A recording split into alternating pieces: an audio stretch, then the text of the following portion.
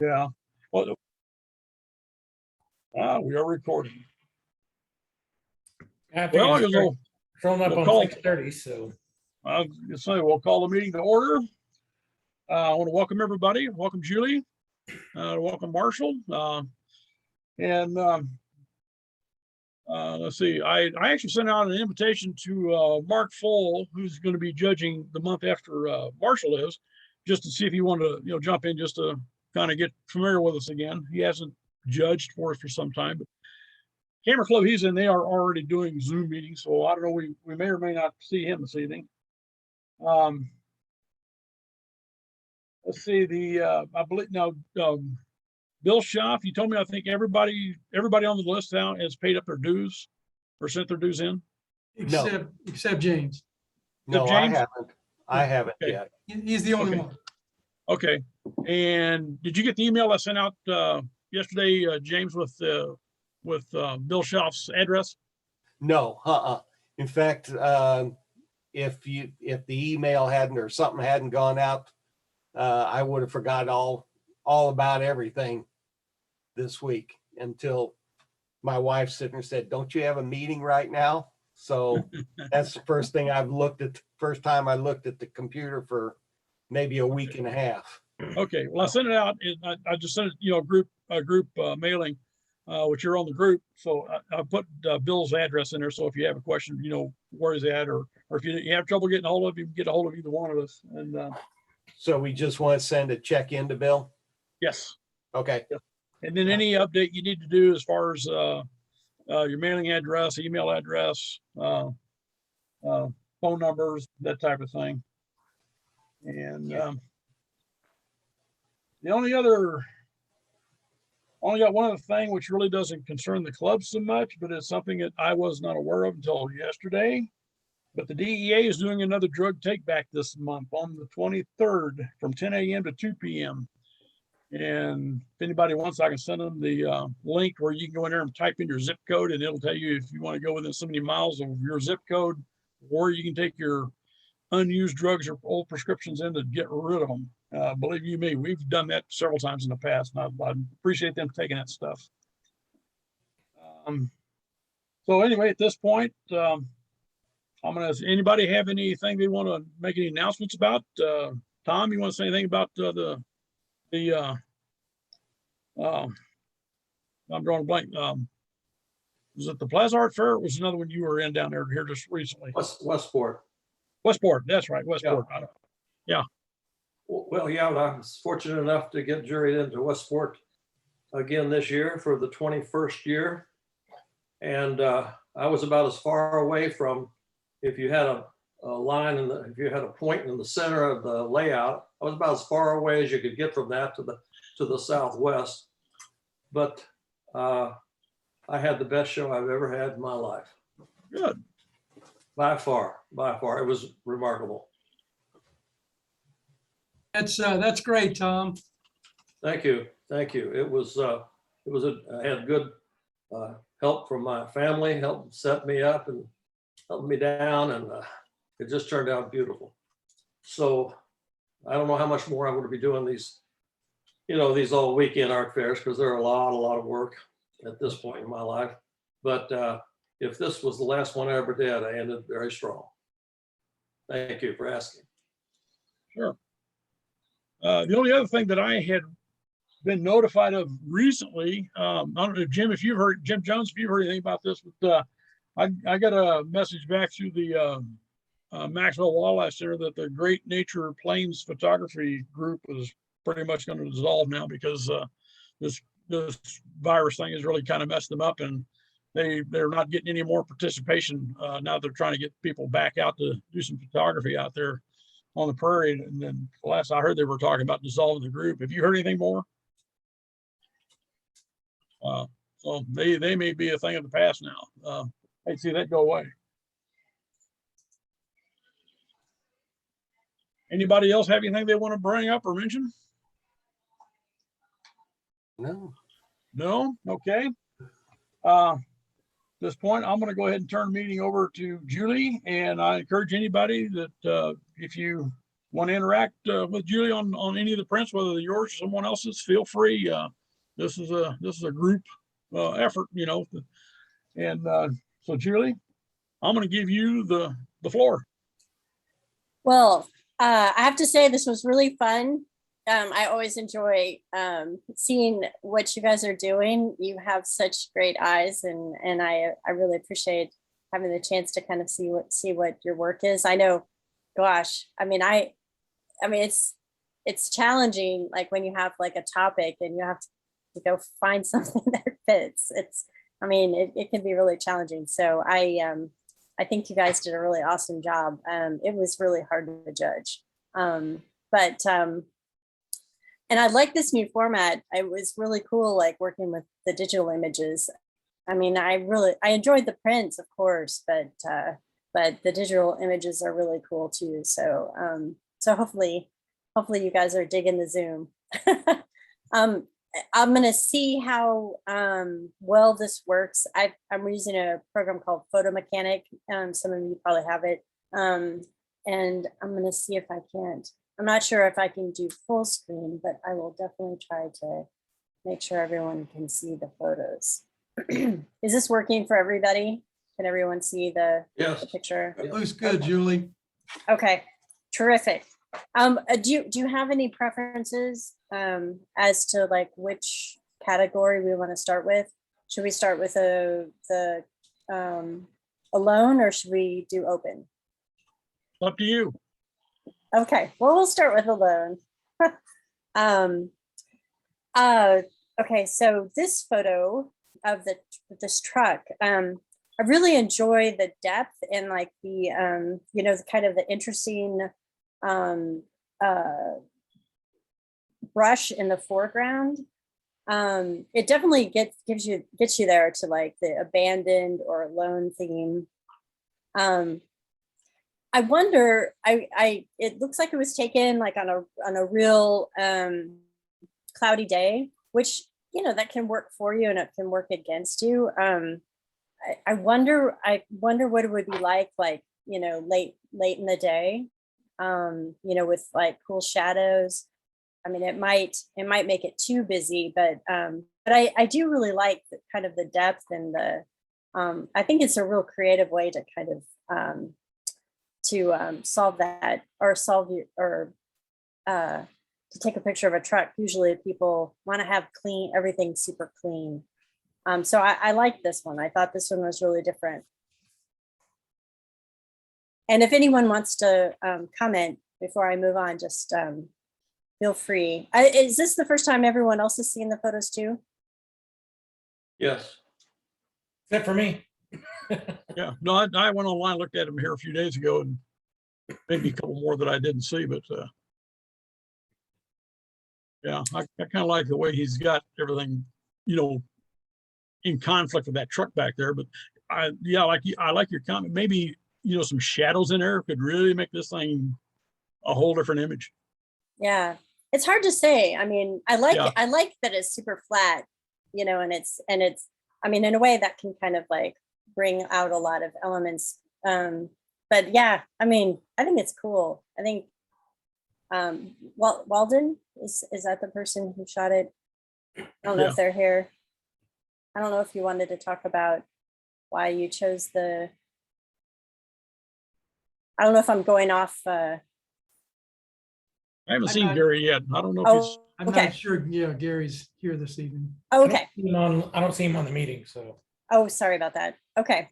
Well, cool. I thought this one was super fun too.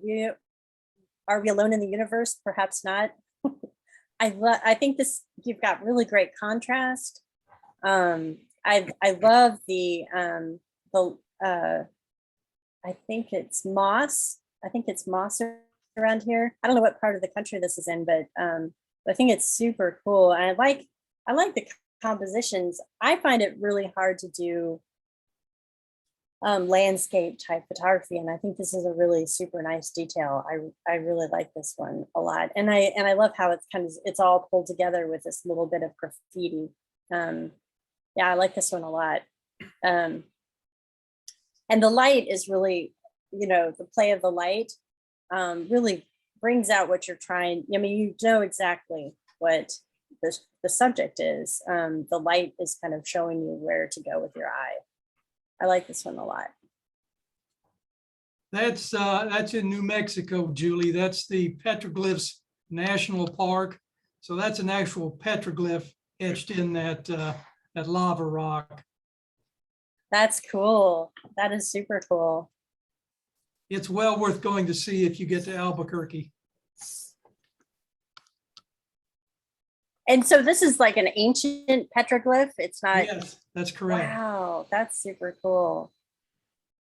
I like the light on this one. There must be something special about the light in New Mexico. It's a pretty place to visit. Awesome. Okay. I love the light on this one. It's a super simple picture, but it's really nice. It's dramatic. I like the way the shadows are playing. And I also like how it's sort of framed with this darkness. And it's it's very, like I said, it's very simple, but it's very dynamic at the same time. And I think you've managed to, or the photographers managed to use the light in the best possible way. It's sometimes just a very simple spotlight is really just kind of makes things sing. And it definitely says alone. Did anyone want? Yeah, I want to take what caught my eye with this is one, the chair, because that seat being the highlight in the middle of that light coming through the window is really draws me right to that. But then, Tom, you got the crosshairs of the style and rail in that window, right in that seat where it's like it's drawn an X. Here's the spot. I like that. I like that effect. I don't know if you did that intentionally, but that looks great. Well, most of it sure came together. It did. Yeah, and this is a redo. I've taken this a little while back, and I brought that out since the COVID and reworked it again, and I'm very pleased with the way this came out.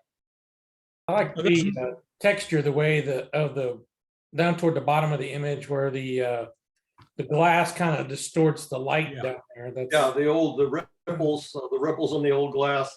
This was out in the middle of the woods down in southeast Missouri, in a place called Mingo National Forest. It's a little bit of a walk to get back into this area, and this cabin just appears, and so walked up to the window, and there it was. So pretty fortunate to come across this scene. I really like how the crosses at the first I just saw 3 of them, but now I'm seeing like 5 different crosses. Right. And that's a wonderful capture. Thank you very much. The underneath part there, what you're talking about, where all the crosses almost look like they're reflective, and that you can almost be that shadow that the chair makes almost looks as if you're reflecting up into the bottom of the chair. Okay. Anybody else see what I'm seeing? Yeah, exactly. I like that. It's dark. It's a dark reflection. Yeah, I mean, it's really gives it a lot more 3-dimensional feel to it. Yeah. Well really done, Tom. does. Thank you. Chair in the Sun. I think that the contrast and shadow are really great. I have tried to shoot this statue before myself, and I find it's really, really challenging. Honestly, there's so much going on around it. And I think you've done a pretty good job of like isolating, the statue from everything that's going on there. I wonder if a little bit lower depth of field might enhance it a little bit, like, you know, so this, I know it's like kind of hard to do, or compressing it with like a longer lens, and then kind of blowing out the background. But I mean, this is a hard one to shoot. Yeah, yeah, I shot it from all kinds of different angles, and it was tough trying to get what I wanted. Yeah, it's very difficult. Well, and you get low, and then you've got stuff, you know, coming out of it. You get, you know, like, I mean, it's just tough. But I appreciate the effort. I think it's, I mean, yeah, I mean, and you've done a good job of, like, you know, doing the best you can to isolate it from the background. That background's just so hard. That background is so hard. Yeah, another direction, it's even harder because you got open area and then buildings in behind there. Yeah. Yeah, you get low, you try to get high. I mean, and it's just a nightmare. But it's definitely, like, is good for the category, though. I mean, you definitely get this feeling of aloneness, for sure. It's down by Crown Center or down to the plaza. Where exactly is this? Kemper Museum. Where that big, next to the big spider. Kemper is just a block off of Main at 45th Street. Okay. I think it's 45th. Okay. It's a fun little museum. Yeah, it's got some great stuff in there. What if it was just cropped some? How would you crop it? Crop it. Move it a little bit more over to the left, just almost in line with the line of the building. Like right here? A little bit farther to the right. Oh, to the right. Like right there. Right in there. Mm-hmm. Or yeah. You know, yeah. it's a little less busy. Mm-hmm. And the form of the sculpture now starts to, you know, stand out a little bit more. Mm-hmm. Yeah, I can totally see that. Yeah, just following the lines of the yeah, that would I don't know if I can. Oops, it closed on me. Sorry about that. I thought I could do that, but yeah, no, I think that improves it a lot. That's a really good suggestion. The only other thing I was thinking, although I'm sure you tried this, like, I find this element kind of especially distracting. I don't know why this part doesn't bother me so much, but I wonder if you just stepped a little bit to your right, if maybe you could eliminate that. I find, but sometimes it's not. I mean, sometimes maybe you have something over here that's going to, like, start poking out. If you go more to the right of the statue there, then you got a different obstacles that back there then too. Whichever way you go with this, there's always an obstacle or something that gets in there. I appreciate your readiness to step up to the challenge. I'd like to come in here with a couple of thoughts. Yeah. Julie, I thought your idea, the first off here, is to find a way to blur that background. Yeah. And I think the crop is a little tough because you're almost about to cut off the toes of this little character. Yeah. Yeah. And you got to have a little bit of breathing room there. And that little white thing that's up there on the wall. Yeah. That's got to go. And then you might, if it was blurred background and you put a pretty good heavy duty vignette in here, mm-hmm. You could dramatize, you could make this picture much more dramatic, and would really maybe make it, you know, the center of interest pop here.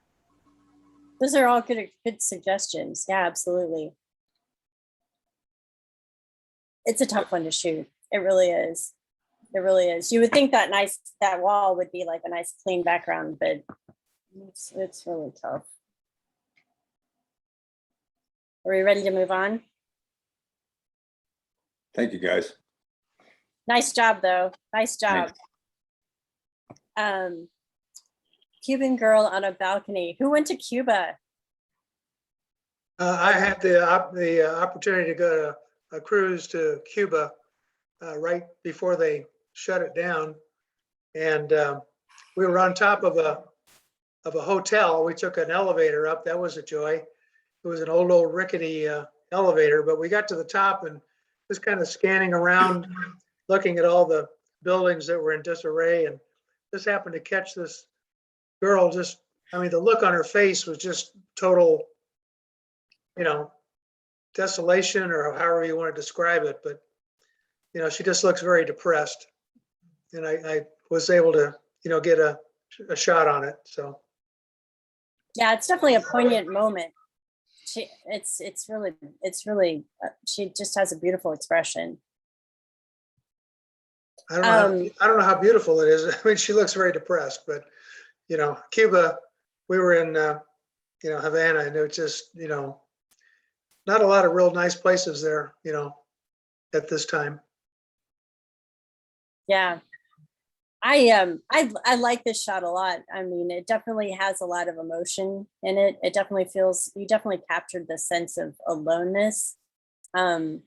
Sometimes I feel like, I think it works really well, but I wonder if, I'd like to have you have this great sort of banister that you might be able to, if you had a chance to it's hard when you're working with expressions because you want to catch that expression, and you definitely caught it. And sometimes people move, sometimes people leave immediately, and it's just a very fleeting moment. But if you did have if she was just going to be there for you for a few minutes, I might have tried to play a little bit with, kind of leading the balcony up to her, or even trying to get a tighter shot, of her expression, because I think in a lot of ways, the photo is really about her, and that expression is just so great. I mean, I don't know, I'm not quite sure how I would crop that in, but I don't know. And I like it the way it is, but the expression's just so good. If you did have time, maybe pulling out a longer lens, but these moments are fleeting. So I'm going to turn this off though. I'm gonna take that crop away. Oops. Well, I was quite far away from her with the telephoto lens.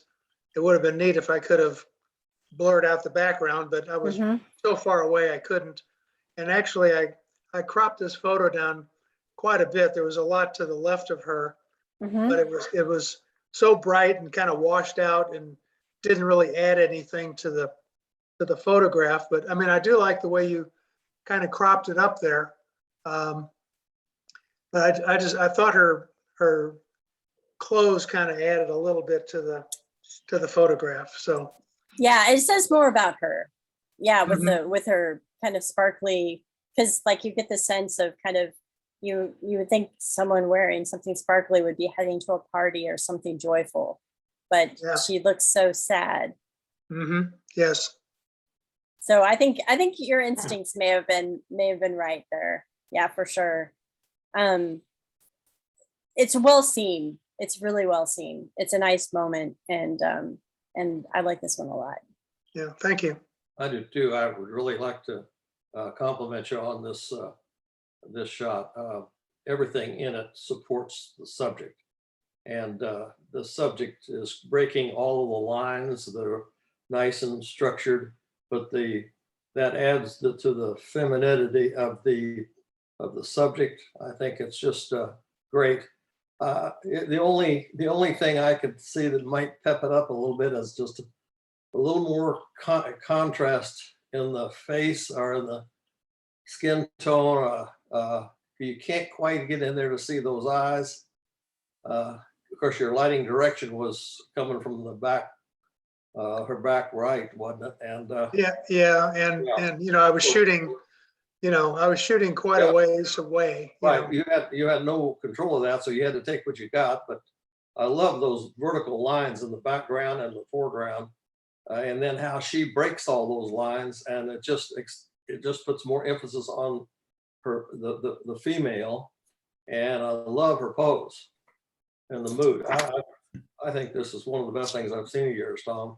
Oh, thank you. Yeah, I love it. The only thing I would add that, and then again, this is just shooting off it.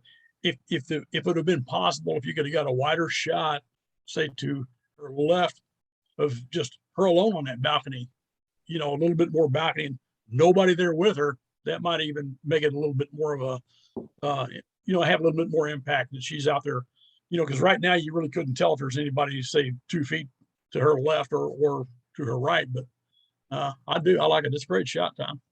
Yeah, I had the wider, I do have quite a bit of background in the original photo before I cropped this down. And to me, it just didn't add a lot. I mean, it was almost distracting from her. Yeah. So, yeah. But the original had quite a bit to the left of the photograph, and it was just a lot of, to me, noise. Yeah. Yeah, I think that was a good instinct. I having a really bright, area would draw your eye away from this lovely moment you captured. Yeah, I didn't want to cut it down too much more because that would have pushed her almost to the border of the photograph. Cool. Are we ready to move on?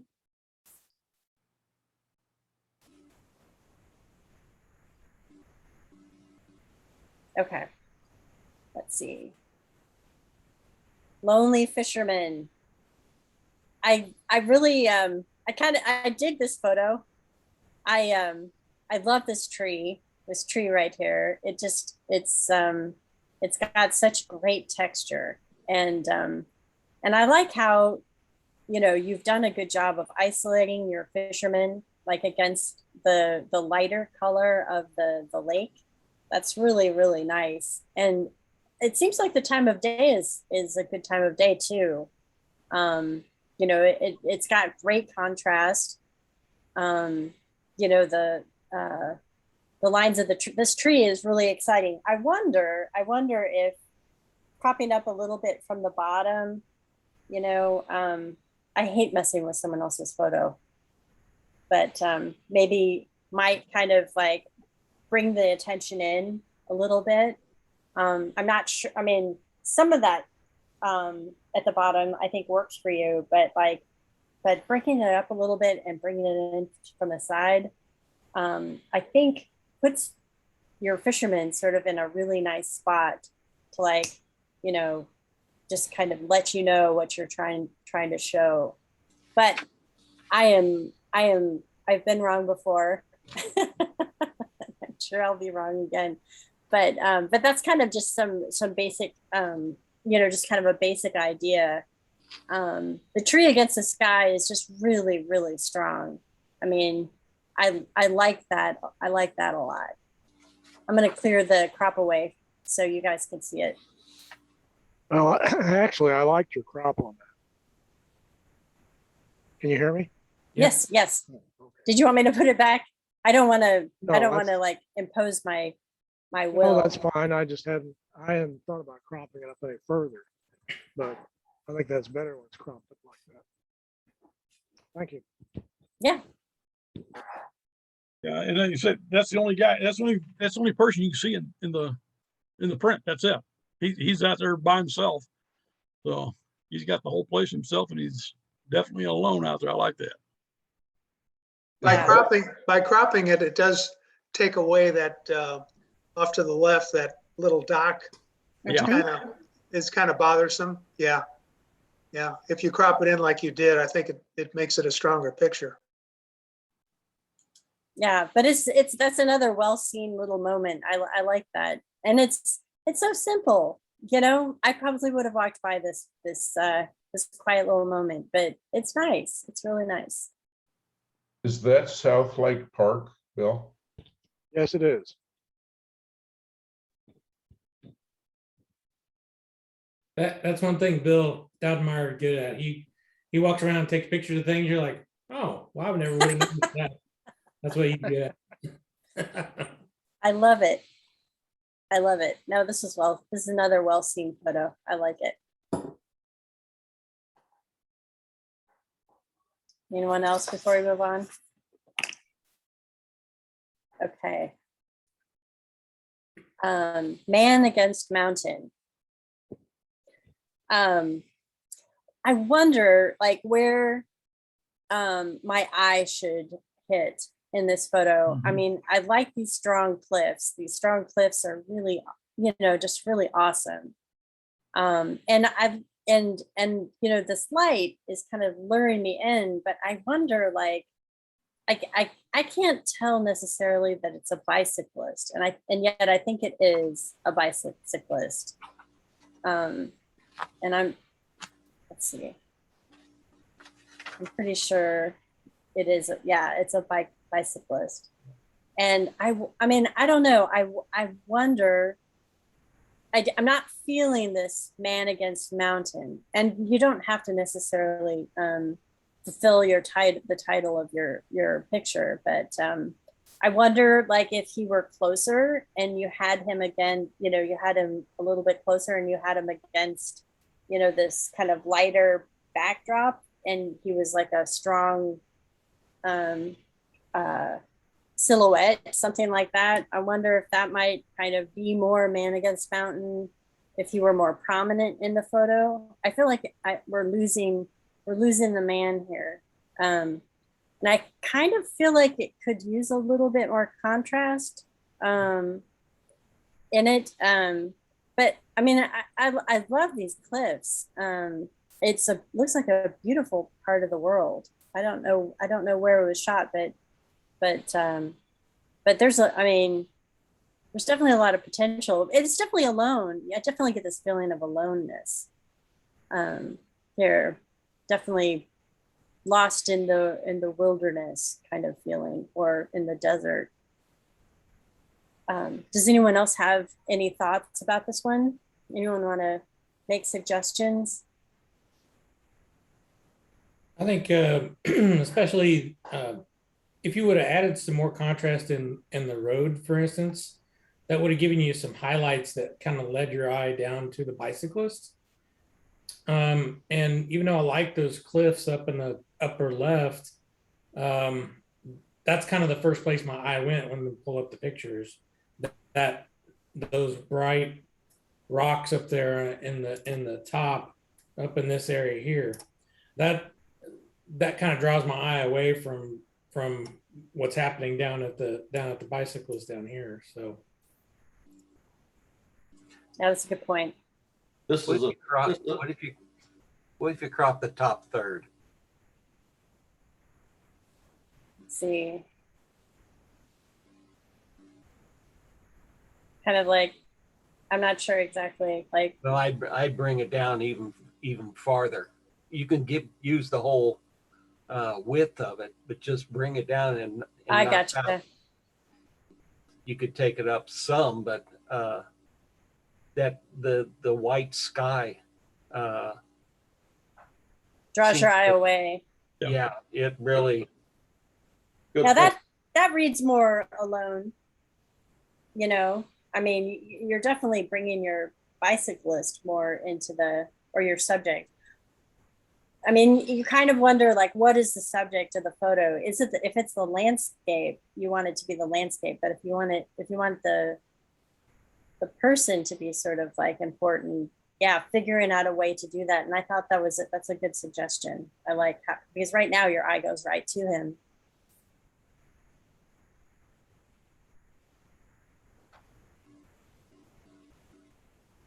Yeah, bright spots in photos, they kill you. Or they kill your photos. Yeah, I agree with your comment that if the bicyclist was closer, say like if you were looking over your shoulder, down this road with that background, that would have a lot more impact as far as man against the mountain. Because like I said, when you first brought that up, I'm looking a little like, okay, where's the man? And I had to look for him. That sky right above him, straight above him. That sky from the middle on up is just too bright. It just, that's where my eyes was kind of stuck up there. And then I'm looking around trying to find the subject. Yeah. Yeah. I mean, there's a lot of potential here. And Oh, yeah. I definitely think you could, it's definitely a place that looks pretty visually rich. So. And this photo may have done good if you're taking the sky darker, way darker, like take your blues and make them real dark.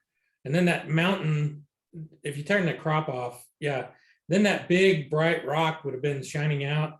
And you'd have this little bright little guy down at the bottom that give you kind of a way. And then, like I was talking about, increase the contrast in the road to give your eyes something to follow down into there. That might work in your favor. Yeah, it's definitely got a lot of potential. Definitely got a lot of potential. Anyone have any other suggestions? I just think the artistic concept of this idea here is great. The technical side is what's suffering here, and with sharpness and out of control background, and blacks and whites are blown out, and so but the concept, I think, is a very strong concept. Yeah, I totally agree. You've got all of the elements. I mean, you've got this dramatic landscape, and you've got like this idea. It does, going out again and trying again, like there's nothing wrong with that. Cool. Now this is a dramatic sky. This is where, it's just this amazing sky. And you've got like a strong, very strong kind of diagonal going through your photo that makes it a really dramatic composition. Let's see, it's nice, it's graphic. I wonder, I know what you're trying to do here, but I wonder if like your sort of the shadow of the photographer is maybe taking away from the photo a little bit. I don't know. I love the sky. You've got this like just amazing sky. I would almost feel like I want to see the sky, more concentration on the sky. You've done a great, it's got great contrast. It's got really nice lines in it. There's just so much you can do with that.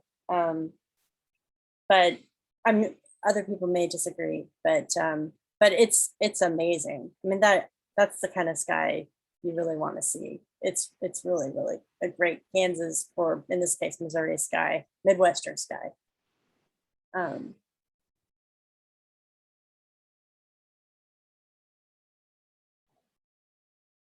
Anyone else have any ideas or thoughts or feelings?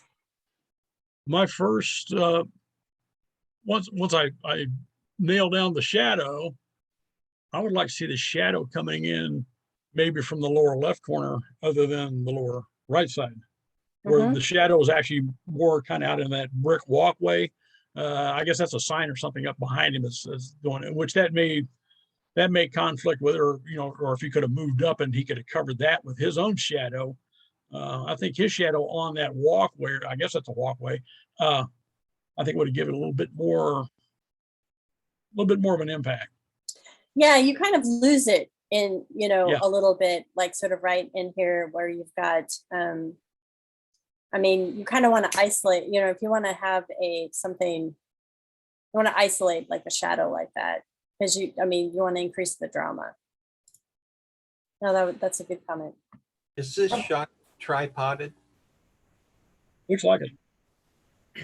If perhaps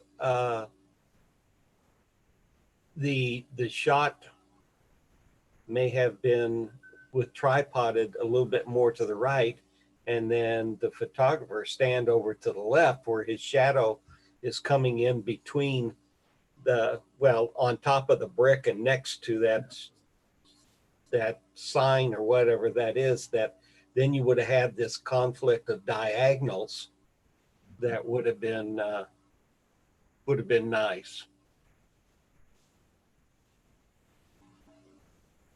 I mean, it's a killer shot in a lot of ways. I Yeah, mean, he could have walked past this first cable and gotten, set up right in there. That would have given him, basically the same shot without this sign shadow in there. And he could have, moved up and gotten his shadow in this area here. That's a really good comment. The other thing that's drawn me off is this roof line that's right back in here. That bright Oh, that bright roof line is kind of distracting a little bit. So speaking of distractions, hi Kitty. Well, it seems to me we've got three competing subjects here.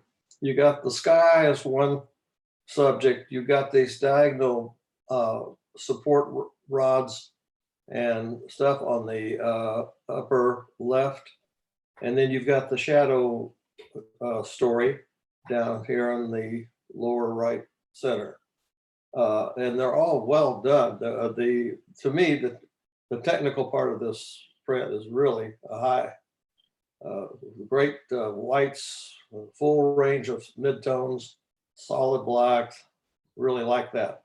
But to keep the subject in mind, that's what we're supposed to be looking at here. Alone, and of the three strong elements in this picture, the alone part is the smallest, takes up the smallest amount of space, and the competition is just enormous here. And I don't know whether it's helping or hurting, but that's just kind of what's going through my mind as I toss this thing around. that's a good comment. Yeah.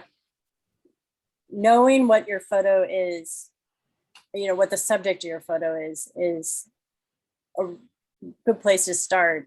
Otherwise, all your elements are fighting each other.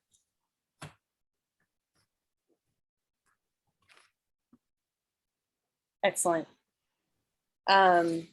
Remembering. I wonder, I think this is again, it's like a really well seen photo.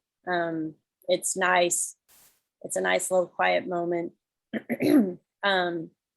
I wonder if either moving a little bit to the right, so you isolate her head, like in this sort of like, little area right here where you kind of have this clean line. Maybe that would eliminate this little bouquet too. Might have cleaned up the photo just a little bit. It's nice. It's really nice though. It definitely has, you definitely get this feeling of aloneness or loneliness. I think it's a well, you have good contrast, and there's a lot of emotion here, even though you're just looking at sort of the back of someone's, of this figure that we have here.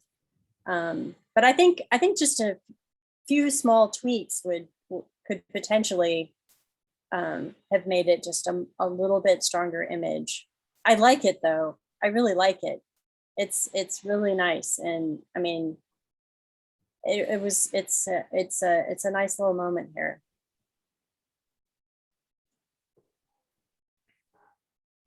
Yeah, I've got several shots, several different images of the same image. I don't remember if I went to the left a little bit to get her kind of isolated out there into that, get her head out there in that field a little bit more. She was actually looking at that grave that's right next to her, where that little bouquet is. That's what she was actually looking at. That's some family that was buried out in North Carolina. Mm-hmm. And so she was sitting on this bench, and I was looking at it, I thought, oh, okay, let me get a shot of this. So I took 2 or 3 of them, or 4 or 5, I can't remember, but I have to go back and look, see if I actually did move over to the left. I don't remember if I did or not. I know I took some straight on the back and then I moved around a little bit. I got further away, got a little closer. And this is the one I think out of the batch I looked at, I thought, yeah, she was at this grave. So that's why I used this one. Yeah, I love the depths. You have, I mean, I love the mountains in the background. That you've got like good stuff in the foreground, good stuff in the medium, area. Sorry, I interrupted someone. No, I'm just going to pipe in and say, I think Calvin did a heck of a job of composition on this.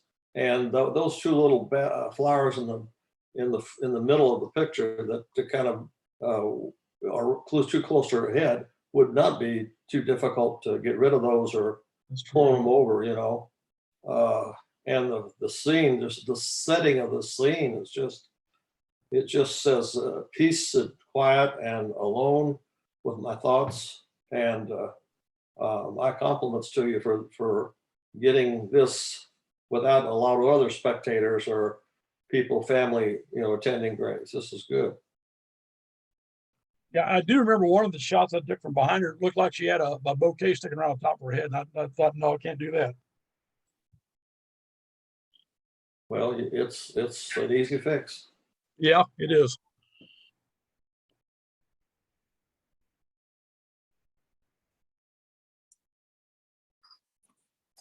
Okay.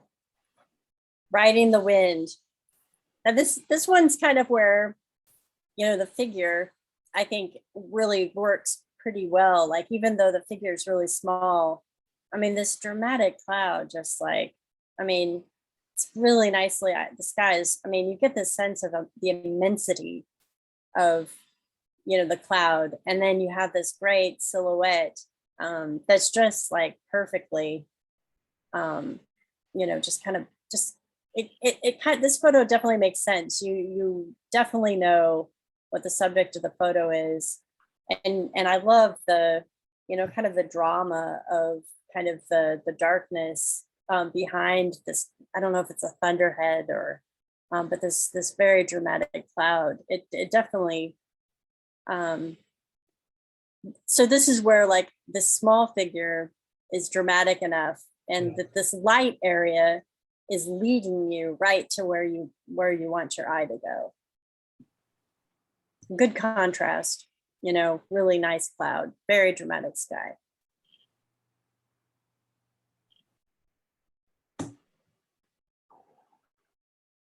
Who did this? I shot that. Who's that? Jim. James? Yeah. Yep. Yeah. Jim, James, hey, you know. Well, we got a Jim. Yeah, that's right. Yeah. It's beautiful. This works, Jim. I like this. Yeah, it's beautiful. It just pops. The long lens compressed that space. The storm isn't really quite as close Right. as the figure, but we were still all beating it to the landing field because it was, even though the storm was a long ways out, there was a bolt of lightning that came out of it. So, Was it as dark or up here and down below? the upper part, it wasn't quite that dark, but there was a cloud looming, overhead, and then the bottom, then I darkened it, a lot more. It definitely adds to the drama. Yeah, and I can't believe that. Well, this is a parachute is jumping. When I first look at this, I'm thinking, wow, he is alone. There's not 4 or 5 more up there with him. He's out there all by himself. That is just fantastic. Yeah, he was the last one in the sky. And like I said, a lot of us were still on launch. And when we saw the lightning, we all backed off and packed up our equipment and said, nope, not today. But like I said, it looks a lot more ominous, but it wasn't quite so. Beautiful shot. That's my brother. Ah, Oh, wow. You guys are adventurers. Yeah. We're headed to Tennessee tomorrow. to go Yes. fly. So, Now, is this a parachute? no, this is paraglider, and this we're all foot launch. Okay. This is down in Tallahena, Oklahoma, and it's really a wonderful place to fly. It's a 3,000 foot above sea level mountain, and the LZ is at about 1,800, so it's a 2,000, little over 2,000 feet from launch to land. Wow, amazing. Okay, we're going to move on to the next one. This one is also another dramatic, very dramatic one. I think it's an interesting contrast. We started out with one abandoned truck, with lots of, like layers. And then this one is just like kerpow, like I'm super curious about the lighting on this. It seems like, I'm not sure like how you accomplish this, but it's very dramatic. You're kind of the darkened corners and the darkened background really just makes it just boom, stand out. And it's got great contrast. It's a beautiful, it's a kind of just a lush image. It definitely feels abandoned and alone. This is a light painting, or what I call a flash painting. It happens when it's relatively dark out. And I walk around the car with a typical flash on a painter's pole, and just kind of walk around and take several images and then blend them all together in the end. So it is pretty dark when I'm taking these images, and then I just kind of find the best ones and put them all together. It's gorgeous. I was trying to figure out if you had a drone or something to like shoot like a spotlight down on it. It's so amazing. It's definitely a fun process. Very cool. Hey, Travis, about how many images did you have there before you blend all those together? I usually take about 12 to 15, and I think this one was 9 images. Okay.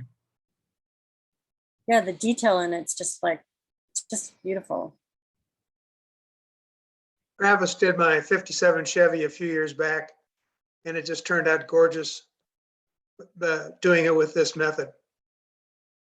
It was a color shot, and there was a maple tree. It was behind he's got a blue 57, and it had these bright red leaves in the fall. It was a fun image to do. Oh, wow. That's amazing. It's gorgeous. It's really, really pretty. Well, cool. Like I said, this is a really hard one for me to judge. But let's see, how did I do this? I'll start out with honorable mention. Let me just make sure I've got this right. Yes, honorable mention. Bill. And then the chair was number 3. This was really, really beautiful. I was really impressed with this one.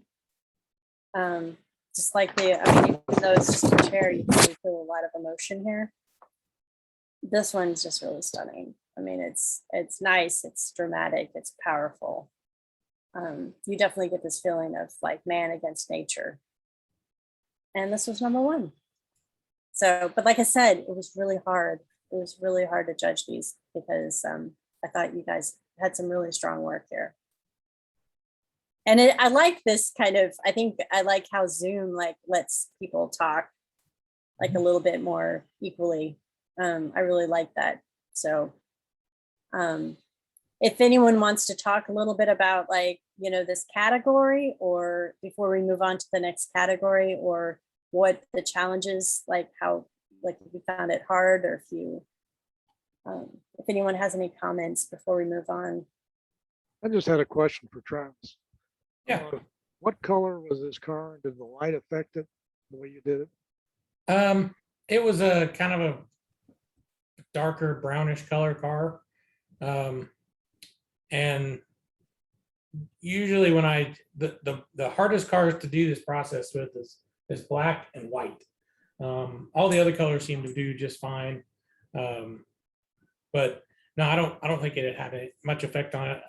Other than the patina, getting the contrast to come out with the different areas of rust and things like that can be challenging. If it's a red car with rust color, it can be troublesome, but It almost looks infrared. it does, yeah. Car's got great patina. Did you find it on the field somewhere, or is it a friend's car? No, this was at I don't know what you call it. The guy sold cars. He bought and sold cars a lot. But this was sitting out in front of his building. But out behind his building, there were literally hundreds of different kinds of cars out there, from Cadillacs to Ford pickups, from the early 30s all the way up through current year models. And I spent almost a whole day over there taking pictures of all kinds of stuff. Awesome. Was this the same place that was from the calendar from a while back? Yes. Yeah, Julie, I used to had a guy who every year me and him would get together and go to car shows, and I would take pictures, and then we'd put them together in a calendar, and that was a promotional calendar for him. He would send them out to his customers, and we'd print anywhere from 3,000 to 5,000 calendars and send out. Fun. That's fascinating. That is so cool. Well, and I'm so impressed. Like, I'm sure the background would have been a total mess with all those other cars. I mean, this makes you feel like it's out in the middle of an abandoned field. So the light. There were a couple of other cars sitting back behind this, but with this light painting process I do, you can isolate whatever you want. No, that's awesome. That is awesome. Well done. Well done to all of you. I think this is a really strong category. We're gonna move on to open. Here we have, I've got to change my notes.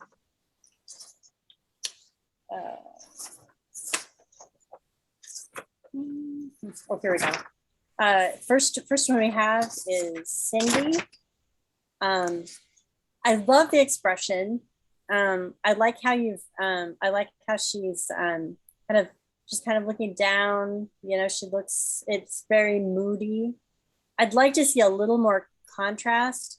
But I also like, how the wind is really defining her body, that how the wind is kind of pushing her dress kind of in this nice kind of, you get the sense of the sweep of the prairie.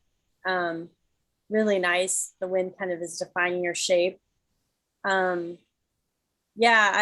I wonder if it would be a good horizontal, like to kind of fully fully take advantage of like this kind of sweep of the prairie and the wind, and kind of get a sense of maybe even getting a little bit of grasses in the foreground, just to kind of like get a little bit more of the environment sort of in there. Just thoughts, totally just random thoughts, but I love the expression, and I like how she's standing out really well from the background. So, it's a really nice shot.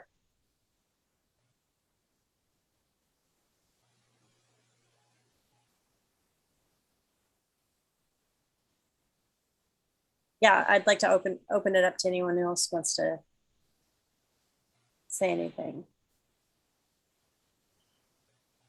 I believe Jim kept the detail in the highlights. That's great. Because it'd be pretty easy to lose some of those creases in the fabric in the highlights.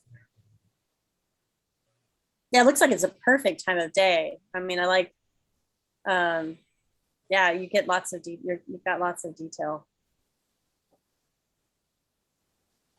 The light on her face is really nice.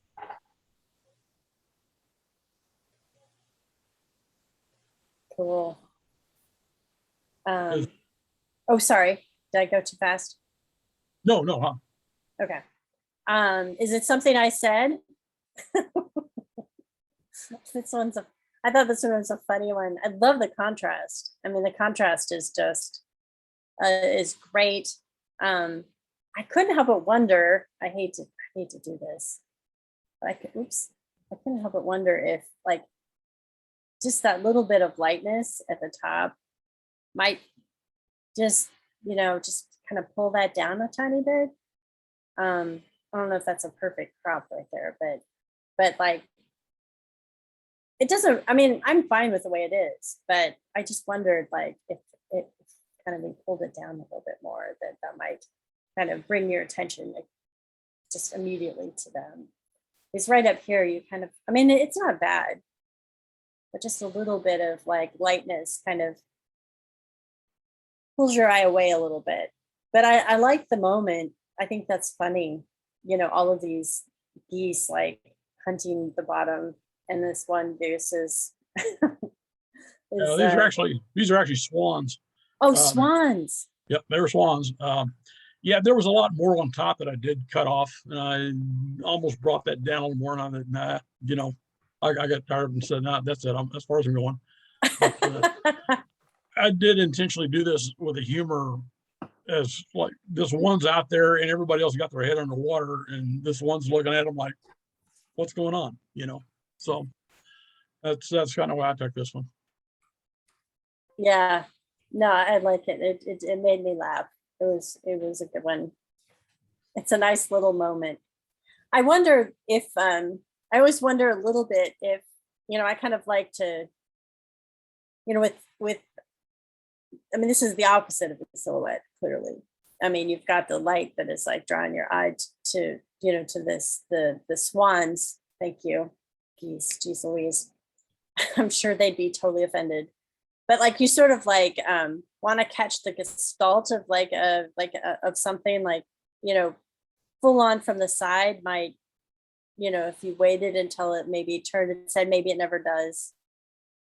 I'm just spitballing a little bit, but like waiting until it like turns all the way and you get a full on picture of the or I am doing it again, the swan. I'll tell you, they were about 200 feet away from me when I shot. Wow. And there's no access over on that side of the water, to get down there other than stomping through the brush that was just super thick. So yeah, I'm on the opposite shore shooting this. They were over near the opposite bank from me. And you never get the same shot again. No. No, and I was actually just shooting, and like I say, this group come out here. This one comes swimming up behind him, and I saw that. I thought, oh, okay, I got to grab this one. And from that angle, his face is lit, or its face is lit up because it's facing the sun, and everybody else has got their head underwater feeding. It's left up there to fend for itself. Yeah, it's nice. It's a nice shot. It made me laugh. It's a good one. Fun shot. Good. What if you brought the highlights down just a little bit? Yeah.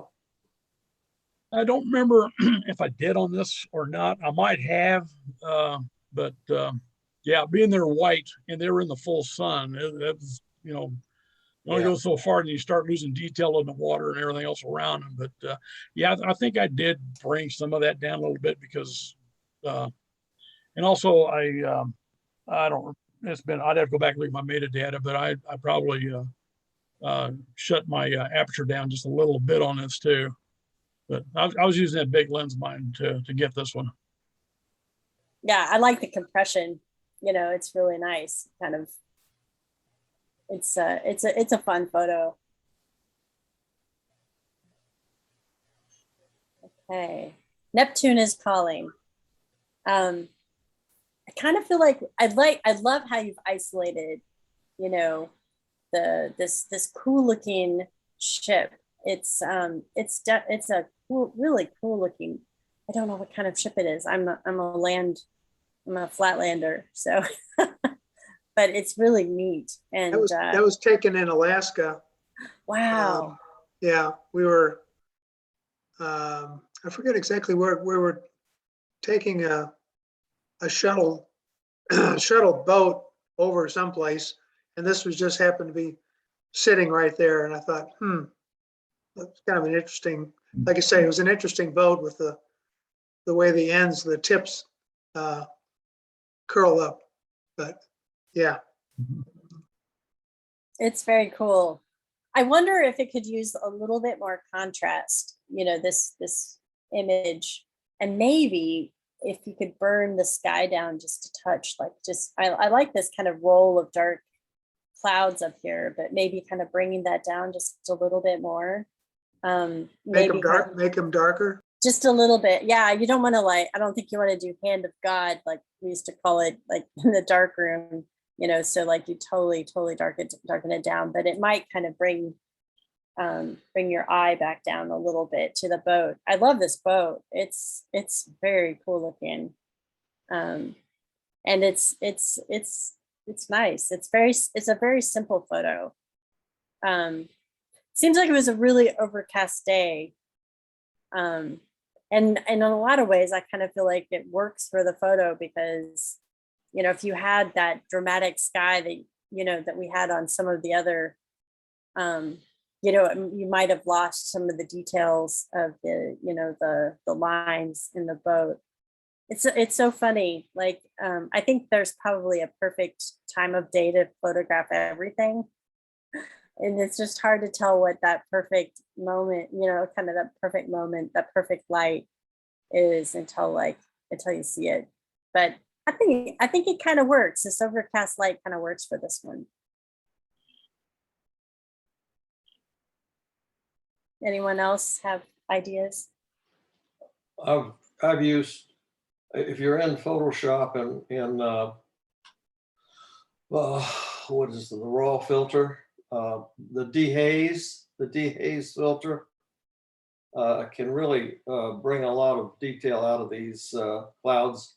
And although I like the mood of the clouds, I don't want to destroy that, but it can add a definite spark to water, waves, clouds, and so forth. I found that to be very useful.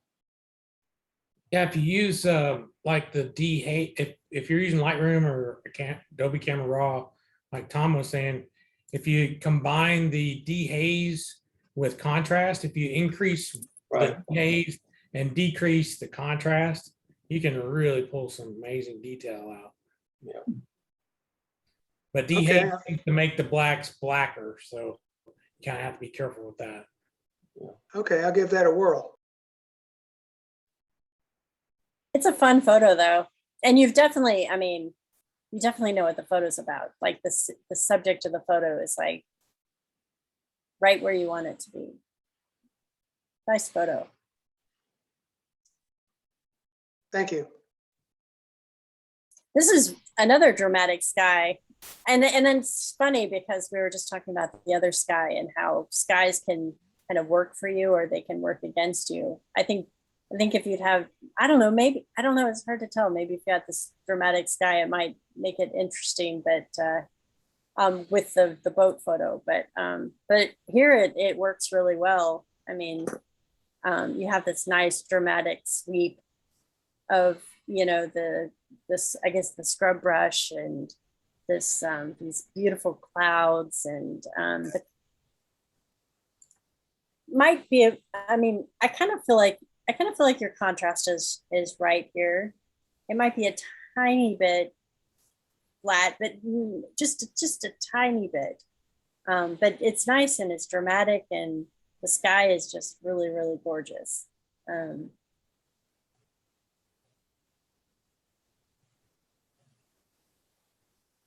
Yeah, it's just probably Southwest somewhere.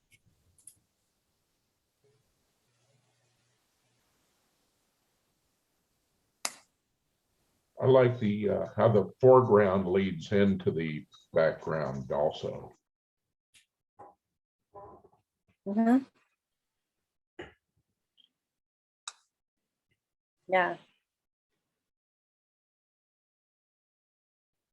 Anyone else? Yeah, I don't remember, Bill, you did some rework on this one, didn't you?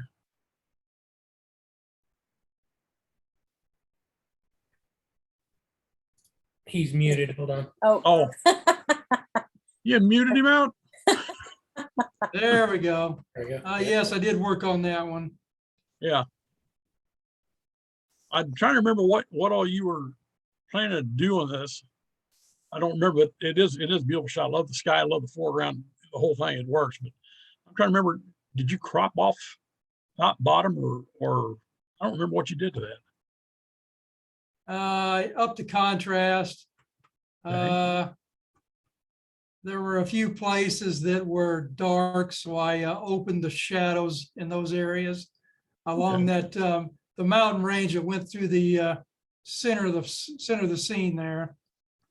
This is the outer rim of the petroglyphic park there.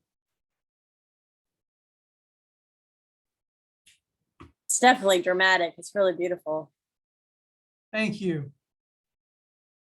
Yeah, the light in the southwest. It's pretty stunning.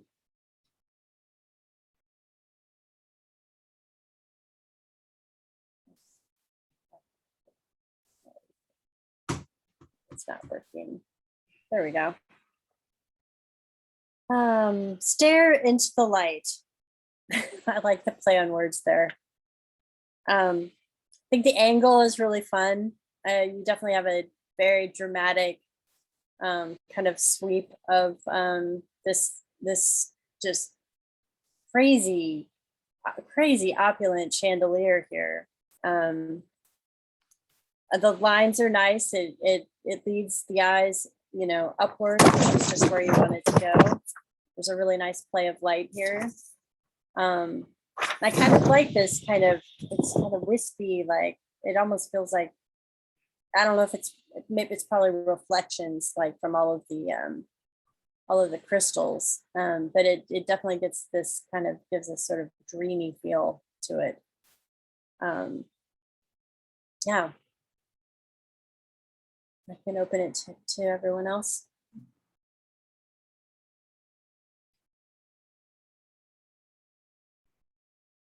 Yeah, this was down in a building down at 13th and Main.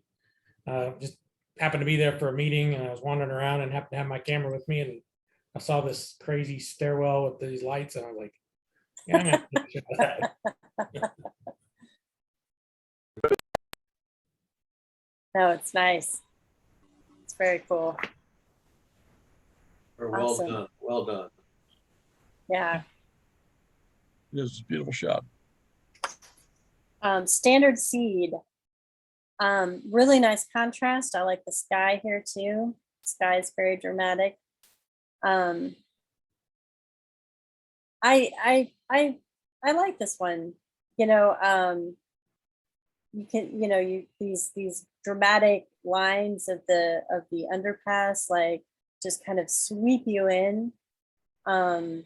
It's a great time of day, it seems like, to kind of highlight what you're trying to highlight. I love this.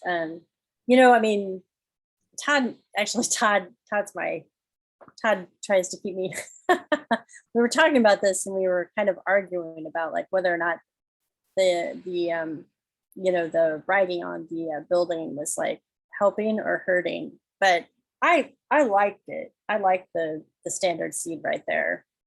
But Todd thought that maybe cropping it in a little bit might make it more dramatic. But I don't know. I just don't see a crop here. I don't see a crop here that would work. But I love it. I think this is a really great one.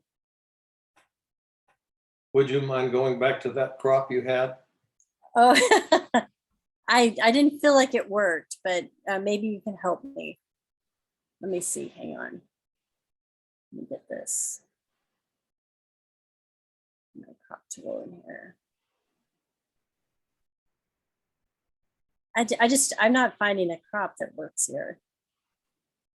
all, if we move it in from the right,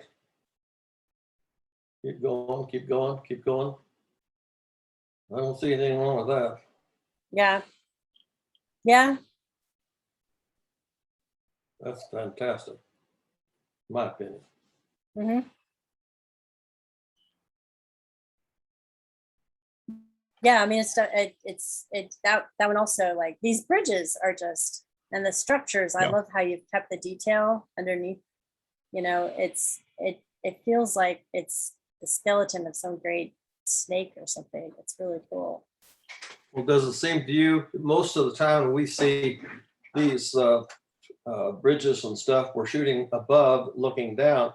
This is a brand new point of view for me to see. I love it. Yeah, it's very fun.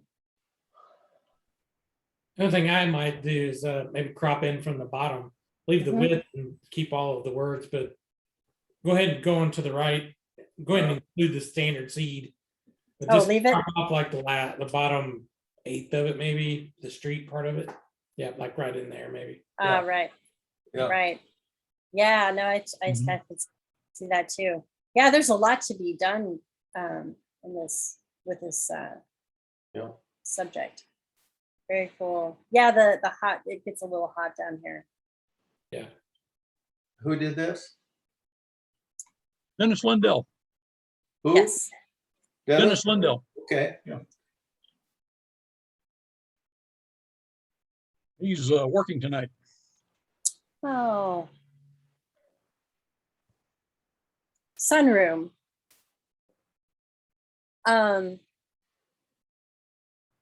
feel like normally I've been kind of saying that things are not enough contrast. This might have a tiny bit too much. I think you've kind of lost a lot of detail in the leaves on the plants a little bit. I like, I mean, and I wonder like what the subject of the photo is. I mean, I kind of feel like there's a lot going on here, and I don't know what part of the picture I'm supposed to look at. And that might be something you can solve with like different time of day, different lighting. I'm not sure, but I mean, I think it's nice and simple. I don't know, like what, does anyone else have ideas about this one? When I took it, I didn't, it looks better in color. Yeah. The black and white just kind of, I did add a little more contrast to it. hmm I don't know. I liked it, but I'm not too sure how I can crop it or do anything else with it. Bill, I'm wondering if there's a composition down there with the copper tea Yep. tea kettle and the 3 candles. Oops, sorry. I love the lighting on the copper tea kettle. Mhm. Yeah. Yeah.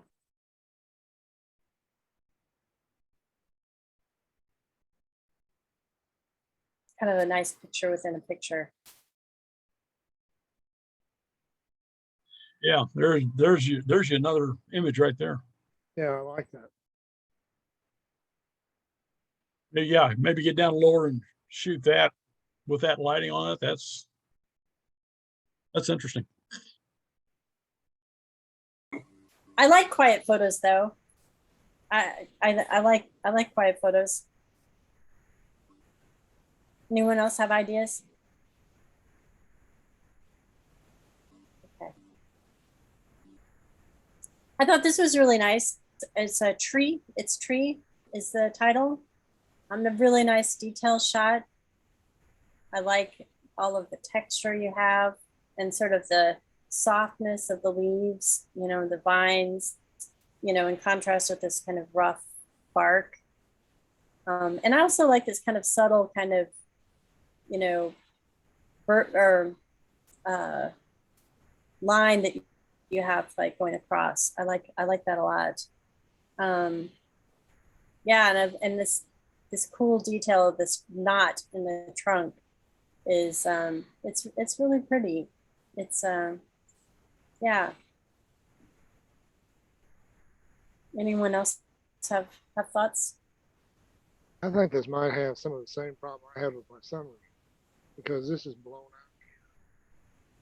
And I'm thinking maybe if you had more contrast and deeper blacks. Mm-hmm. Now, lower right corner down there is a little bit too bright. You know, if we bring that down or take some of that out. But yeah, because the tree is your subject, that burl or not, whatever it is there, it's got some very interesting lines and textures in it. And that's, yeah, I'm wondering if you could bring up, you know, contrast, make it a little bit more contrast, you know, bring some of the highlights down, and then maybe get in a little tighter to that, just on that tree. That's really wild. That's an unusual shape and pattern. I really like this composition and the way it's positioned and the subject matter. I wish I could have the answer for you, but leaves, all these leaves that are pointing up, each one acts as a mirror.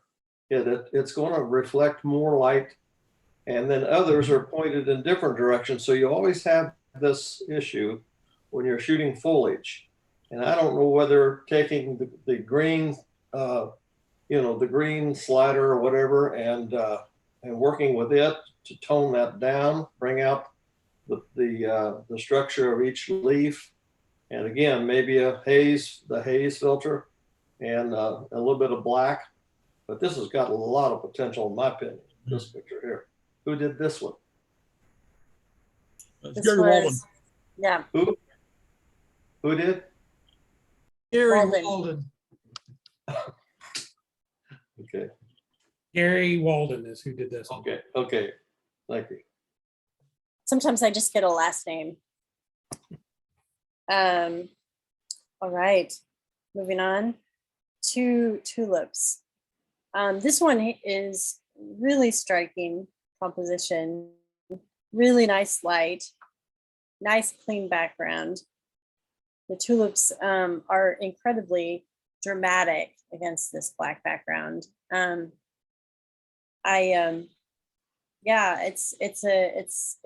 It's kind of everything you want from black and white. It's nice, it's simple, it's dramatic. I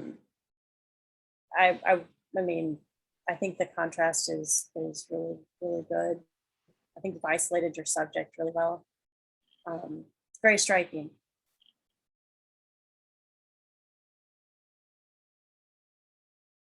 Hey, Julie, can you bring the palette up a little higher? I can't see the bottom of the print. Oh, I'm sorry. That's all right. Is that too high? Oh, Now we're talking. there, now I can see the print. Yeah, I can see the bottom border. Yeah, it's all four borders. Yeah. I have a question for the group, if you wouldn't mind. The gray border that I added to this, does that help or hurt this? Does that hold it together? Or, you know, I don't know. It always depends on the background that you're looking at, that the photo is pasted against. Here, it works fine. If it was on pure white, I think it would still work. I'm not sure if it was on black, and would need to be lightened some and maybe just a little bit thinner. I get into a bind every now and then. I try something and then I want to do it for the next 50 images, and it only works on about 3. So I tend to do that. But thank you for comment. I don't think you. Sorry, go ahead. When you're looking at it under different types of adjustment, whether or not it's a white background or a background, black background, seems to always make a huge difference when you're trying to adjust everything, whether or not it's in color or in black and white or what. It's you, and if you, unless you can adjust the background, it's kind of a, you know, he said, she said type of thing. You know, you don't know. Okay, yeah. Thank you. But against the gray, it works. Oh, yeah. Yeah. Well, understand now, I added the gray border. Right. Okay, Yeah, right. on canvas, on the Yeah, canvas. Okay, it defines the edge a little bit better. yeah. Excellent. Did anyone have any thoughts about this category in general? Like, you know, anything? Huh. Mine must have not made it on there. Oh, no. Hang on. Let me just make sure. 1 second.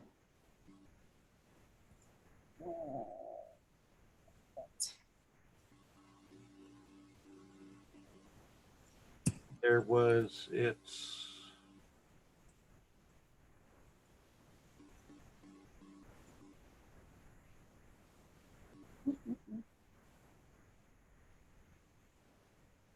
Oh, sorry.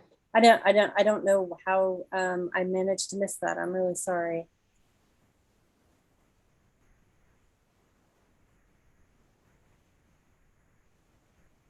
Okay, I'm gonna look in the current images real quick. there it is. Bend in the road. Abandoned Halfway road. down. Oh, yeah. Oh, okay. I'm so sorry. It's okay. Let me just put that in the folder real quick, and then we'll be in business. Looks like it's got an underscore behind the JPEG for some reason. Oh, that might have done it. Let me see. I'll take that off.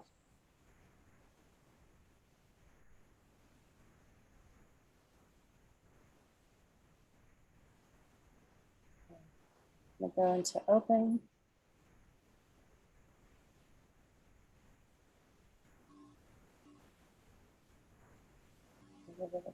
Bend in the road. And then that'll pop in. Oh my goodness. I am so sorry. That's really nice. There we go. Yeah, yeah.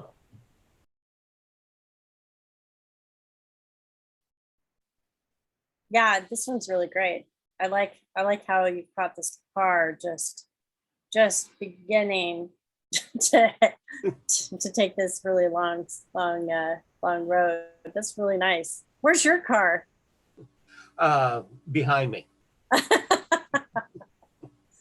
It's really nice and clean. I love the clouds. The clouds are really, you've got a great dramatic sky. The light's just the way you want it. It's just really beautiful. It's really, really nice. Yeah, it's really nice. Yeah, nice composition. I might have brought the exposure up just a little bit. Not much, though.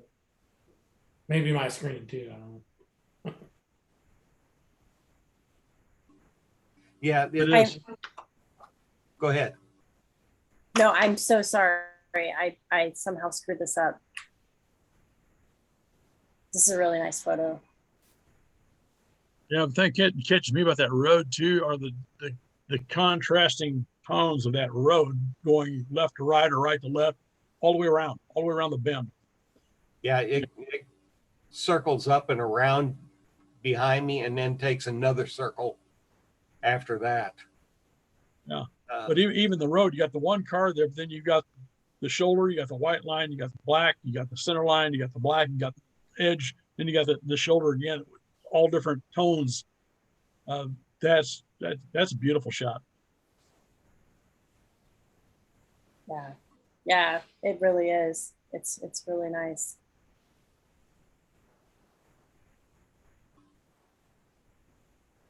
Well, this might change this. I didn't see this one, so this might change my final But I'm gonna go to, how did I do this? Name, I think.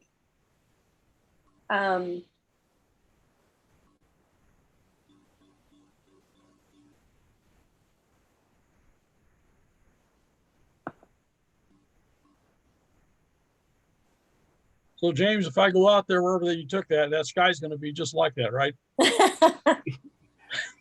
Yeah, right. Actually, I think that you got a good chance of it. I noticed that after I had already worked this up for early last year, and maybe it was even 2 years ago, I noticed that a friend of mine that's posted almost the same image, and his sky was pretty similar. You know, so I think that because of the way, you know, mountains create their own weather, that you end up, you know, with the afternoon development, and you got a good shot at, you know, seeing good clouds in the afternoons. Yeah. Just Is that down Rocky the Mountain valley, I got a ticket from the local sheriff for not wearing my seatbelt. So be careful. Is They that saw- Rocky Mountain National Park? This is coming down up and over from going down into Ouray from Durango. And there was a place to pull off and look at a waterfall. And I took some shots there, and I knew that just down the road, about less than a quarter of a mile, there's another pullout that I wanted to shoot from. And the traffic was just bumper to bumper, except for about 75 yards that I was able to pull out into it, go through a 25-foot tunnel, and there's the sheriff's patrol, you know, sitting just right there. And of course he had the room to pull in behind me, and pulled me over, and he told me that if I wanted to contest the seatbelt, he had me on camera, and he said, if you want to contest it, I'll give you a ticket for speeding also. Wow. And that ticket is $85 for no seatbelt. The one time I didn't wear my seatbelt. It's the way it always goes. Yep. True. Okay, so we've got honorable mention, standard seed. And then we've got Stair into the Light, Tulips, two Tulips, and I have to say it's a bend in the road. That one's really, really nice for number one. Thank you. Sorry, I had to readjust there for a second. I really liked the tree knot too. I thought that was really nice. I mean, this was you guys make it hard. So really nice pictures though. I really, really enjoyed seeing your work. It's very inspiring. Well, thank you for taking the time out of your schedule to look at our images and give us your feedback. Yeah, we appreciate it, Julie. Tell Todd when I put one in for him, I'll be thinking of him when I shoot that. Because a long time ago, he says, "Hey, next time you do a print for me, say, you know," he told us, "Shoot one for Todd." And I thought, okay, shoot one for Todd. He's going to hang on to that forever with me. So every time I shoot one, it's going to be for Todd when he's judging. I think he's doing our street photography later in the year. He's really excited about it. Yeah. So really nice job. I'm happy to hang out a little bit. I can stop sharing my screen, and I don't know what you guys do next, and what you guys do next in your meeting. I'll just kind of sit here and get a little time if we want to. But so what have you been doing here lately? Anything of interest, or you just been working along every day? I mean, what have you been up to? I did a little story on a guy you guys might find interesting. Steve Wilson takes pictures with an old Deerdorf camera, and he does wet plate collodion. And he went down when Big Boy was down at Union Station, and I did a little story on him. Another thing you guys might want to look out for is, I think it's in November, the Kansas City Library is going to have an exhibit of Mardyke. I can't remember if it's Tom Mardyke, Mike. I think it's Michael Mardykes, and he spent, I think it was maybe a month or so following Thomas Hart Benton, and he put the photos away. Like, I guess he spent a lot of time with Thomas Hart Benton in his studio, and then he put them in a box, and his nephew Nick Vidros was chatting with him, and he had told him that he had taken these pictures. And so Nick Vidros, who's a commercial photographer in town, went through his box of negatives with a friend of his, and they made a bunch of prints. And those images are going to be on display. I think it's in late November at the Kansas City Public Library. So that's something to look out for. The images are really nice, and the printing, Dan White is another photographer in town, and the prints are just stunning. So that's something worth, and it's all in black and white. So it's just right up your street. So that's something to look out for. Who was the photographer? Michael Mardykes. I think he spent more time working on sound. He worked at UMKC for a while. But let me see if I can, and I'll send you the article I did a while back. But over COVID, they got to talking, and, sometimes you find out little family stories when there's nothing to do. So yeah, he had no idea that he'd spent time in Thomas Hart Benton's studio. And then suddenly he was like, why didn't you tell me?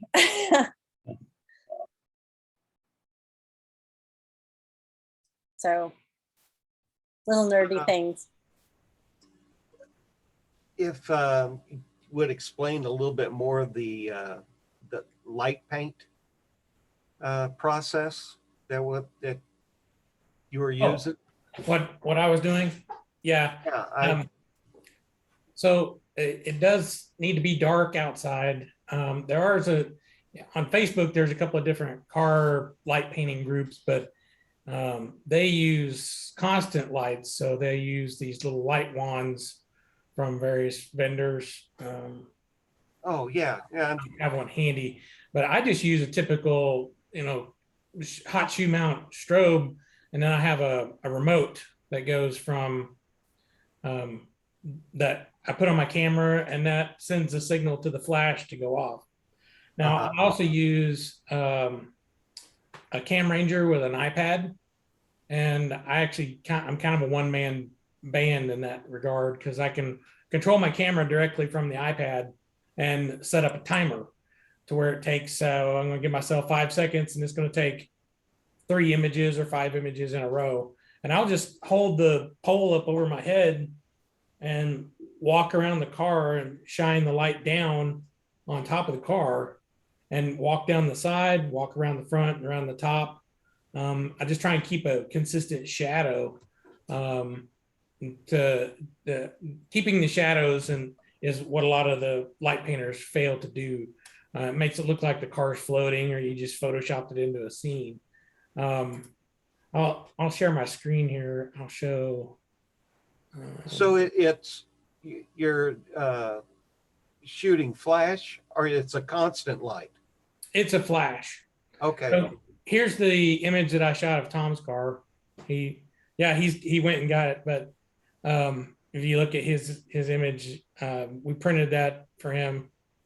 But yeah, I just the big thing is as you walk around the car, I just keep it over my head, and then to get the exposure on the tires, I'll actually step back and do more of a flat lighting, shoot the flash directly at the car, and to get the exposure on the tires and to get a general exposure. Because sometimes as you're light painting these vehicles, you'll miss a spot, like right here, right over the driver's door, right in here. It's a little dark.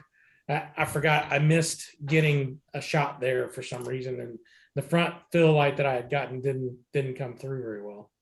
And you end up with these little hot spots, around. If I can get my mouse to cooperate, but I kind of, some people don't like those, but I kind of like these little highlights around. They kind of draw your eye around the vehicle. Yeah. This was done in Shawnee Mission Park on a fall day. You can see the leaves around. Mm-hmm. This one was shot at a car show, where there were all kinds of bright lights around and people driving around and people walking around. And, if somebody walks up to look at the car, I just stop what I'm doing. And then when they walk away, I just continue shooting. And since I'm building it a little piece at a time, I can just highlight a specific area of the car. And I do a plate at the end or at the beginning or end, either one, where I get kind of an overall back. I do a dark exposure or almost black exposure, just kind of get my bearings. And then I'll just start pulling up the images, and I'll take my lasso tool in Photoshop and put a box around the part that I light painted it, and copy it and paste it into my plate image. And then I just continue with all my exposures and find the ones I'm going to use. Like if you can tell here on these front tires and on the front grille, that was a flat light. I stood kind of in front of the car and get the flash down low to get the lighting on the front part. But then highlighting the roof and to get this shadow down here on the bottom, you kind of have to keep the light overhead and kind of walk parallel to the car to get this consistent, because it just makes a little spot of light on each part of the car. Then can you see, what your result is pretty much immediate? Yeah, on the iPad. So using the Cam Ranger, I can actually pull all those images up on the iPad and flip through them and see, well, I missed this part of the car, I missed that part of the car. This particular shot here was up in Iowa, and it started to rain about the time I got about 8 images in. You can, if I could zoom up here, I can't zoom up, I don't think. Oh yeah, I can. You can kind of see that there's some raindrops on top of the car here. It came a gully washer right after I took these images. But that as when I get done, I'll pull up the iPad and just start flipping through the images and see if I missed a particular area. So you kind of have to mentally picture as you're flipping through there. Well, I got this part and that part, and sometimes I miss. But like I was saying, I'll put the flash kind of down low, kind of chest height, and walk around the car and get a flat light all the way around the car. So I have some light to get the tires and the grill lit, because shooting from overhead, you won't get any light on those. So a couple of questions here. Your camera's on a tripod and you're in fixed position for all of these shots, right? That's correct. That's Okay. very important. Okay, so and then your shutter's on bulb, and you just then the light, you just go around and do this. No, I actually I'll actually do a kind of a couple of test shots, and what I want to do is get the shutter speed and aperture and ISO to where I get almost no image at all. It's really dark on all these shots. Okay. So when they run the flat, when you get a flash on the image, that would be the only part of it that would show up. Okay. Yeah. Well, how much coverage does your flash? Do you have anything around the flash that limits the width of the flash? Not usually. I can play with the zoom of the flash because I've got a flash that will zoom, and I can make the spot smaller or larger. But most of the time, I can do that right in Photoshop. If it's if it shoots over that, I'll just mask that part out as I shoot. Well, your stitching or whatever you're doing there is phenomenal. You could not tell that this is. Yeah, that's impressive work. So is this stuff, these shots mostly commission work? No, some of them are, but most of them I do just for fun. I can't find my other hard drive that I've got a whole bunch more of these that I've done. I've probably shot 60 or 70 cars images like this. So I've gotten good at it. I also did this technique with when I was doing real estate photography. I would wait until it got a little bit dusk, and I actually walk around these houses that I was shooting and do a dusk shot with highlighting various parts of the house with the flash or with the strobe, depending on the size of the house. And did some really interesting stuff. Well, I can see the calendar in these. Yeah, this image was on a calendar, and the previous one I showed you, this one right here, was on a calendar. That was the hot rod calendars that we did. Uh-huh. So, yeah, it's impressive. I like it. Thank you. Yeah, thanks.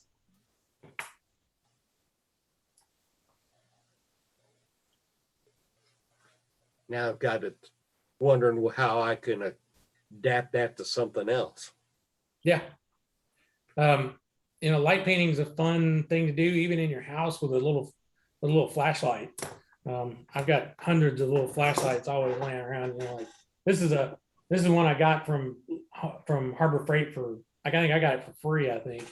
And even doing tabletop still life stuff, just get in a dark room, turn your lights off, and just start playing around with it. You can come up with some very interesting things. You can really control the light. If you don't like it, you can always mask it off or shoot it again. Just play around and then just bring those into Photoshop. The biggest thing though is make sure your camera doesn't move. Yeah. If you kick the leg of the tripod, like on these automotive shots, if you kick the leg of the tripod, you pretty much got to start over because you'll never get them. It's very difficult to get them lined up again.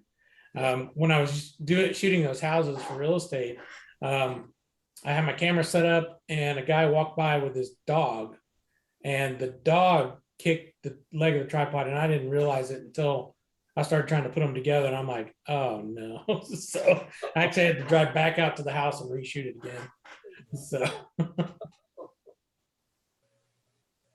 So when I'm shooting on location, I've done some aircraft with this process too, and that comes out really nice.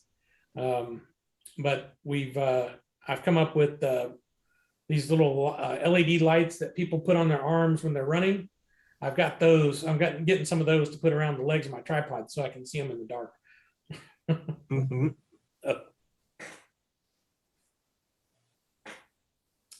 Actually, one of my images of a buddy of mine, he has a 1970 shoot, I forget what it is now. Chevrolet, I think it's Impala. Impala.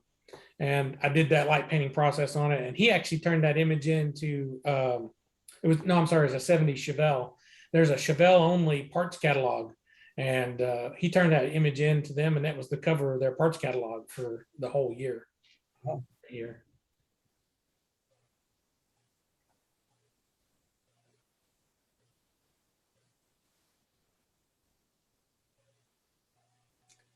Well, gang. Well, I tell you, my next project I'm working on is I'm going to start learning finally how to photo stack. And I'm going to go down to macro to hyper macro and try to learn to photo stack a super small image into one crisp, clear image from front to back. Because you're shooting razor thin depths of field and you literally have to stack them together to get a good crisp image, because you can't shoot a in a hyper macro, you can't shoot one shot and get it. You have to shoot multiple shots and you either move forward or you move backward through the subject as you shoot.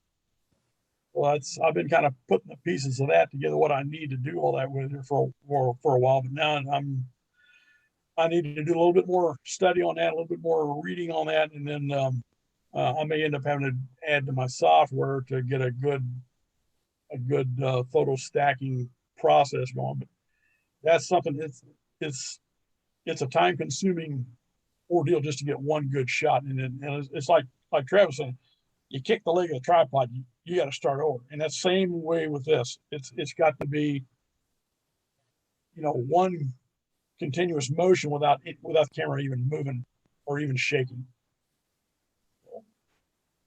Hopefully I'm gonna come up with something here by next year that I can throw in that somebody's gonna say, how the hell did you do that? That's what I want to do. I want to learn photo stacking. Actually, did find my my stack of this car. So here's kind of my plate image that just kind of overall image of what the scene looked like. And then I just started walking around the car. So there's one image. There's another.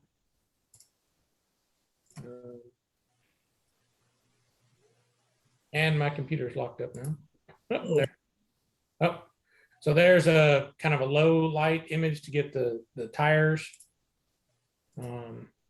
There's for the front. There's the grill area.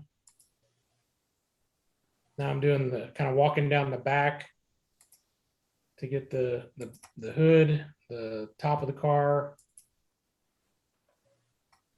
Some of these are just black. And then here's me painting the background.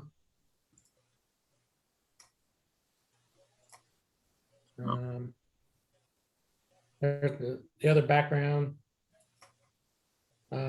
That was another car I was going to shoot, but I ran out of time because it started raining. But that's kind of those were the images to come up with that.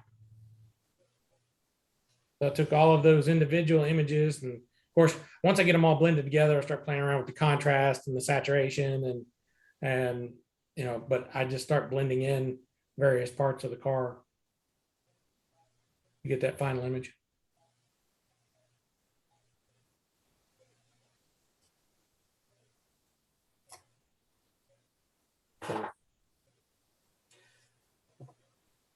Well, guys, I'm going to have to take off.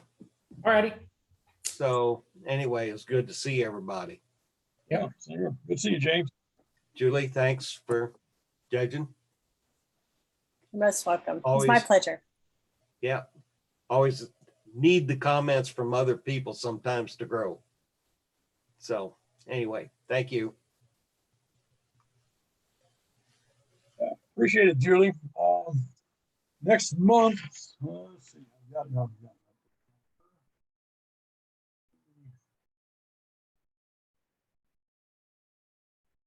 Next month,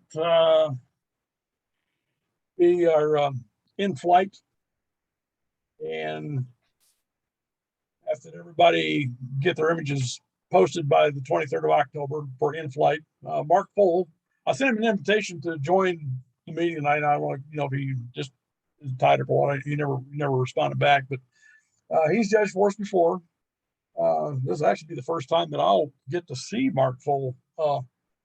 See what he looks like. He's judged for us by remote many times in the past by tape. But, he's with Camera Club up in Ohio, and I forget the town he actually lives in. But they've been doing Zoom meetings with their Camera Club, and he said they're going really well. But he's going to do our in-flight and our open, and then I think after that it will be the night scene in December. But for our in-flight, we can get those in by October 23rd. And Julie, if you want to come back into the meetings, you're more than welcome to come back in and see what we're doing. Especially when Todd's judging, you can come in and heckle him if you want to. I just might do that. Yeah. So, but yeah, it's kind of, does everybody have the current list of assigned subjects for the rest of the year? Anybody not have? I think we've lost about half of our people, so. Oh, okay. Well, that's cool. Well, anyway, yeah, Dennis sent out the next email, or the next newsletter will be in there. So for sure, the new one. Yeah, I'm kind of looking forward to these next few. The only one I'm not having any luck with finding what I want. I've taken some shots. There's a February one with circles. I'm not happy with what I'm finding so far with circles. And I almost went out and manufactured some circles, but I thought, no, I don't want to make them. I went out and found me a whole bunch of circles that are out there in the world, but I'm not real happy with them. I think it goes to make some crop circles. And I do have some old, these are old. I mean, I do have some old film shots when I was flying around the country, going out across western Kansas. Kansas just covered with them things. Yeah. And when I first looked out of the airplane at 30,000 feet, and I'm looking down at these circles, like, what is that? And somebody said, oh, those are crop circles, for irrigation. I thought, oh, okay. So I've always seen the irrigation from the ground, but didn't really get my head around these going a big circle out there, and they leave a circle in the field. Yep. Big circles. But yep. Anyway, I'm gonna keep kicking it around, keep playing with it. Yeah. I don't know. Circles is giving me a lot to think about. Yep. Okay. Well, I think I'm going to call it done for the night. I'm going to get ready to pull the plug on it. It's almost time for me to turn into a pumpkin.